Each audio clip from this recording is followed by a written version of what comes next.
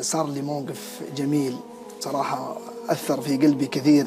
كنت يوم من الأيام ألقي محاضرة في جامع الأمير سلطان عندنا في مكة، فتكلمت عن الاستغفار. فلما انتهيت من الكلمة وجيت خارج مع باب الجامع إذ برجل يناديني: يا شيخ عبد الرحمن.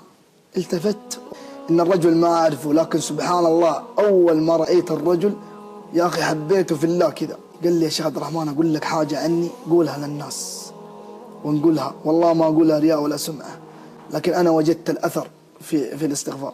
قال: أنا أستغفر الله قرابة في اليوم كم تتوقع يا شيخ؟ والله أني أنقل كما قال الرجل، يقول قرابة 30,000 مرة أذكر الله سبحانه وتعالى. لما قال لي هذا الكلام سألته سؤال وجاوب لي جواب والله دمعت منها عيني. قلت: طيب يا حبيبي أنت ما شاء الله إنسان تذكر الله ولسانك رطب بذكر الله سبحانه وتعالى. قلت له: إيش حصلت من الاستغفار؟